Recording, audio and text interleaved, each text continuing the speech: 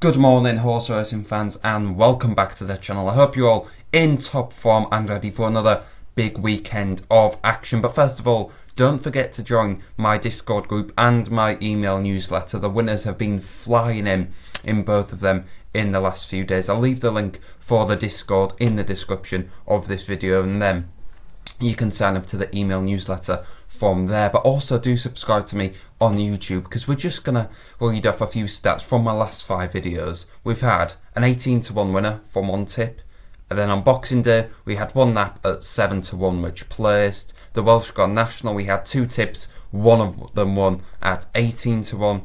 Then we had a losing day with one losing tip from one bet, and last week the big race, the Veterans race, 50-1 tipped up, won easily as you like. If that's not worth subscribing to the channel and joining my Discord group and email newsletter, then I don't know what is. So thanks for all who sent me the kind messages. Plenty of you was on, and plenty of you had more money than I had on, was more confident than I was. But it was such a good round of jumping from wishing and hoping. Made all few mistakes at the last two, a mini heart attack at the final flight as well, where he didn't make a very good shape at all, but he won nicely enough in the end at 50-1. That was certainly a good weekend, and hopefully I can do the same this weekend. We're going to take a look at the Lanzarote, where my nap comes at 14-1. Harbour Lake for Alan King, Super Sammy Twiston-Davies taking the ride. What is not to like about this horse, who relishes soft ground, is lightly raced. He has the profile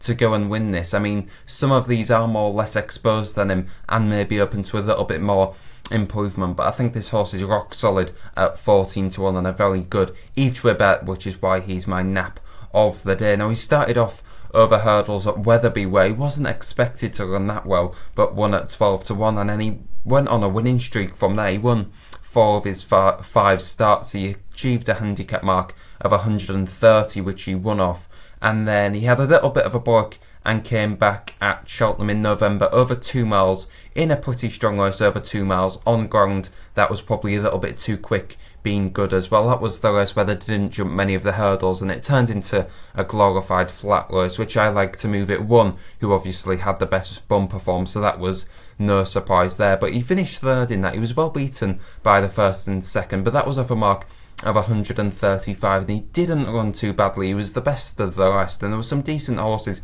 in behind as well, but the top 2 I like to move it, and Jinkoko, I think he's very well handicapped as well. So I think the form of that race, being the best of the rest apart from the market principles, was good. That was off a mark of 135. After that he stepped up to 2.5 miles at Aintree, and that was another little bit of a choppy race. The horses that was in first, second and third finished in first, second and third. He sat in mid-division. He travelled strongly into the race and maybe just didn't quicken as well as some of the other horses. He did travel strongly into that. I expect him to do the same today. The only difference is I think he can quicken nicely on soft ground, and not many horses can do that. Sam Twiston-Davies, I'm just expecting him to be sitting in behind the leaders, popping the hurdles, jumping well, and I think if he's there or thereabouts turning in on the bridle, I don't think anyone's going to cope with his turn of foot. It is quite lethal, especially for a horse that is running over quite a far trip of 2 miles 5 furlongs, and he's also shown a really good attitude. If you look at some of his earlier runs, especially at Bangor, he was against a good horse that day in Jungle Jack, and he, under pressure, he jumps well, he gallops, and he tries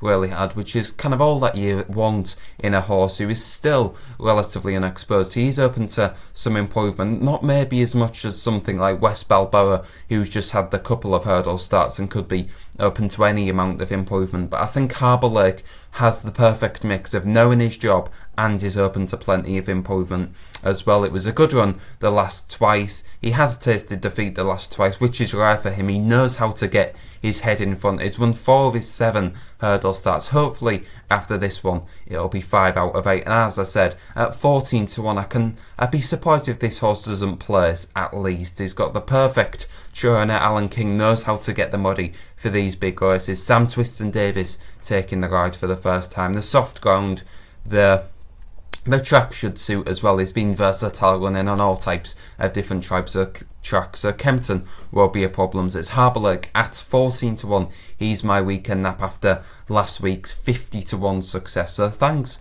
a lot for watching. Don't forget to subscribe to the channel, the Discord, the email newsletter. There's plenty of stuff going on, and hopefully I'll see you next time after another winning nap at a big price.